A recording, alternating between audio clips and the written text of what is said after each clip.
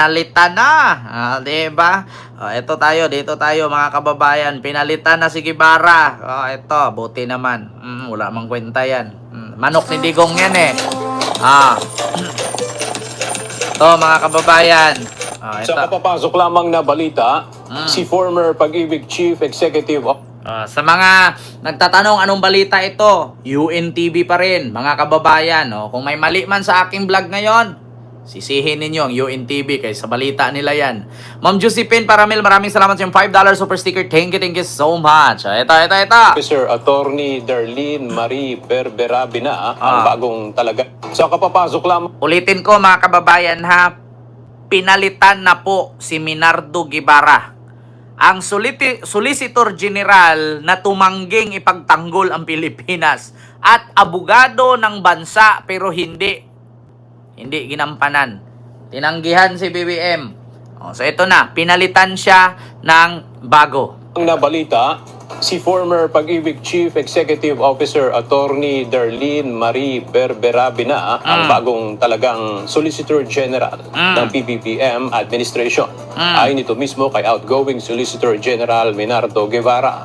Sa isang mensahe, nagpaabot ng pagbati si Guevara sa bagong talagang Solgen at sinabing masaya siya para kay Attorney Berberabe, lalo na Nako, alangan naman Solgen Guevara, iiyak ka. Talagang masaya ka. Bakit? Alis ka na eh. Kahit kami, nagbubunyi kami. Wala ka namang ginawang maganda. Bakit? Mano ka ni Digong eh. Hindi ha? Ken, kung manalo si BP Sara sa impeachment complaint starting June 1, 2025, wala kong pake kung manalo siya. Bakit? Pag nanalo ba tayo, lalaki ba ang titi mo? Sisikip ba ang poke mo? Pag nanalo si Sara, ba hindi naman? Manalo matalo si Sara, walang kwenta yan, walang project eh. Ito, continue. Malawak ang karanasan nito bilang isang abogado. Sa ngayon ay hinihintay pa ang opisyal na anunsyo ng Malacanang kaugnay sa pagtatalaga ng bagong Solicitor General kapalit ni Guevara. UNTV yan ha. Galing yan sa UNTV. Hindi tayo DDS dito na gumagawa ng kwentong barbero. Oy, Pete Aguilar, maraming salamat po, or Pete Aguilar. Thank you so much po sa yung super sticker. Thank you so much po. Kent, ano ang chair natin pag nahuli si Roque? Bring him home. Ganun lang. Hindi ko pa naisip eh. Gagawa pa ako ng jingle eh. Jingle bells, jingle bells. Mag-donate na lang tayo, petroleum jelly niya. Naku, Roque, maraming titi sa Bilibid. Tandaan mo yan, Roque. Nako, wag ka na mag-inarte. Puro titi doon, Roque, sa Bilibid. Nako, ako nagsabi sa iyo, Roque, swak na swak, pasok na pasok. Nako, doon ka magka-AIDS. Sabi ko sa iyo, Roque, doon papayat ka ng papayat doon, araw-arawin ka pa. Magdodonate na lang kami ng used oil. Dahil napatawa mo ako, Kent, di kalalaki pimpim ko. Salamat po, Ma'am Tiche, Bureche. Ayun, sa yung super chat. Thank you so much po. And kay Parisiana 29 sa yung 5 euro super chat. Watching from Paris, France. Ingat. Salamat po, Ma'am Parisiana. Thank you so much po. Alam nyo na, mga kababayan, hindi pa ba? Bat Adan. Ma'am Lynn Tamori and kay Ma'am Itchin Blue. Ayan, mega love shout out po. I-check nga natin dito, mga kababayan, kung sino nga ba itong si ipapalit kay Solgen Guevara. Ito po siya, Wait lang ha, may ads. Explore low-price flight maps. Manage your flight bookings easily on the app. Naku, parang kakaiba din tong ipapalit kay Itong ipapalit kay Solgen Guevara, si Darlene Bernabe ay asawa pala ito or ex-wife ni Samboy Lim. Kilala nyo ba, mga kababayan, sino itong si Samboy Lim? Si Samboy Lim, ito ba yung basketball player? Ex-husband, Samboy Lim. Ito, pakinggan nyo, mga kababayan Ito, Rappler News po ito. Thank you for all the many questions, but I have 5 questions that are not about Pag-ibig, but about you, your personal life, and they are actually asking, this is one of the most recent ones from Atnono, House Samboy Lim. I know this isn't the proper forum, but we have several of these questions. If are you open to talking about Okay, this? Asking. Let me tell people about. Well, first, do you want to answer, or should we? This is her personal life, guys. Okay, but Samboy Lim is really a part of our family. Samboy is still in the ICU. So, for people who don't know, your former husband. Yes. So we have a daughter, Jamie Basketball Christine. player, yeah. And we've really been deeply affected as well by what happened to Samboy. So we're very thankful for all the prayers of the people who love. And I really think that please continue to pray, because the heavens cannot not listen to the prayers of the people who love Samboy. So Sam is still in the ICU. So siya pala ay ex-wife, no, ni Samboy Lim.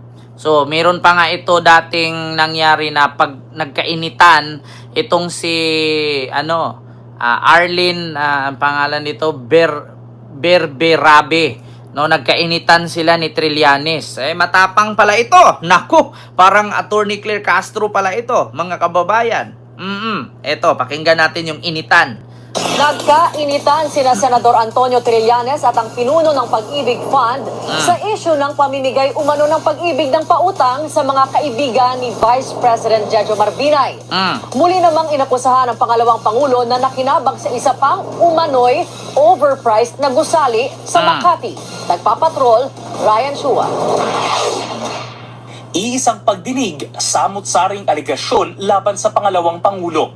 Isa na rito ang umano'y pamumudmod ni Vice President Jojo Marbinay ng developmental loan mula sa Pag-ibig Fund sa mga kumpanyang pag-aari ng mga taong iniuugnay sa kanya. Ayon kay Pag-ibig President Darlene Berberabe, kumilos na ang ahensya mula nang ilabas ni Senador Antonio Trillanes ang akusasyon. Nagrepaso kami ng mga developers at iniisip namin, sino kaya itong pinapatungkulan ni Senator Trillanes? Oo. Nakapag-flag off po kami ng mga a few developers na pwedeng bigyan ng interpretation na ito ay kaibigan ni Vice President Binay. Ito na, yung dinideny ninyo. Alam niyo, sa totoo lang, saludo talaga ako kay Trillanes. Bakit? Ito yung tao na, actually, hindi ko naman sa inaano dito kasi ito, issue talaga ni Trillanes ito. At ito ay, lahat ng binibitawan ni Trillanes ay meron talagang ebidensya. Kasi kung ito'y aligasyon at hindi totoo, hindi sasagot ang Pag-ibig dito. According dito kay Trillanes at kay Attorney Darlene, no? So, sa totoo lang, matapang pala talaga ito. Biroin mo si Trillanes noon, senador pa, pak. Gumaganon talaga. So sana na mas matibay at singtapang ito ni Attorney Claire Castro.